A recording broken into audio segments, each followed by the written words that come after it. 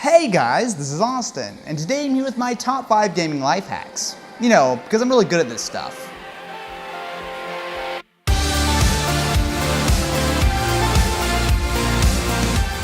Coming in at number 5 is stop using wireless. The future is supposed to be all about ditching cables like this, right? While my setup isn't the best example, going wired actually isn't a bad idea. The most obvious example is wired versus wireless internet. If I compare running my Xbox One on Wi-Fi versus being plugged straight into my router, you can see there's a decent difference, especially in the download speed and importantly for gaming, the latency. Not only can plugging in help improve things like your ping, but it can also help you avoid lag due to random interference, especially in areas with tons of Wi-Fi signals. While sometimes running Ethernet cables all over your house isn't practical, it can help you avoid some problems. Something that's also easy to overlook is plugging in your controller. While wireless controllers are usually reliable these days, if it's convenient, it makes sense to keep things plugged in, as having your battery die in game can be a huge pain. For number 4, we've got optimizing your setup. While most of us will game whenever and wherever, it's actually really helpful to have a setup that's nice and comfortable for you.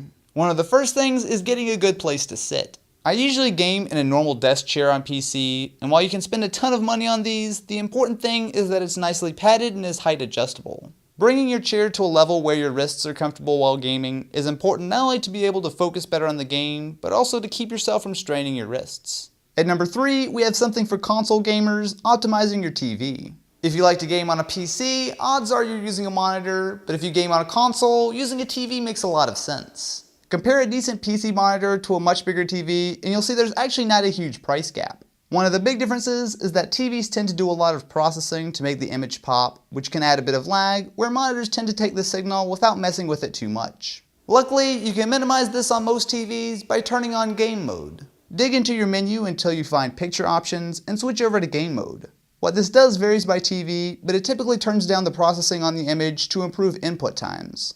For some TVs, you might not notice much of a difference, but it's definitely worth a shot to see if it works for you. Moving on to number 2, we have fine-tuning your graphics settings. This one is definitely more aimed at PC gamers, but by tweaking your graphics settings, you can make a huge difference to the gameplay.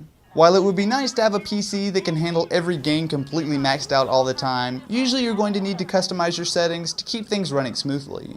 Ideally, you want your game to be running at least 60 frames per second, which is the max refresh rate of most monitors.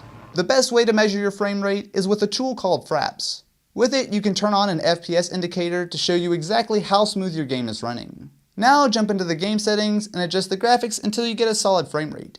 There are also tools that can help you work out settings like Nvidia's GeForce Experience and AMD's Gaming Evolved, but I prefer to figure out things manually. Once you get everything set up correctly, you should notice a massive difference. And finally, at number 1, we have dialing in your control sensitivity. When you're playing a game, it's tempting to just jump right in. However, spending some time fine-tuning your controls can be a big help. Most games default to a fairly low sensitivity, which is great for people who are new to the game and just want to have a bit of fun, but as you get better, it can really slow you down. By jumping into the settings and turning sensitivity higher, you'll be able to look and aim a lot faster. With higher sensitivity, at first you'll probably be awful as there's a big learning curve, but dial in the exact setting that works best for you, and once you get used to it, it can make a big difference. If you're playing on PC, the advantage can be even bigger. Get the perfect mouse settings and things like aiming and moving become way quicker and easier. It's a simple tip, but perfecting your controls can help a surprising amount. So what are some of your favorite gaming life hacks? Definitely be sure to share in the comments below. Anyway, I've got to give a huge shout out to Audible for making this video possible. Audible.com is a leading provider of audiobooks with more than 150,000 downloadable titles across all types of literature, including fiction, non-fiction, and periodicals. Right now, Audible is offering a free audiobook if you try them out, and that includes one of my favorite books of all time, Ender's Game. I remember loving this book when I was younger, and listening to it again has been great. Best of all, you can get it for free from Audible. To download Ender's Game or another audiobook for free, just head over to audible.com/Austin. Audible has always been a huge supporter of the channel, so definitely go to audible.com/Austin and give them a shot. Anyway guys, thank you so much for watching, and I will catch you in the next one.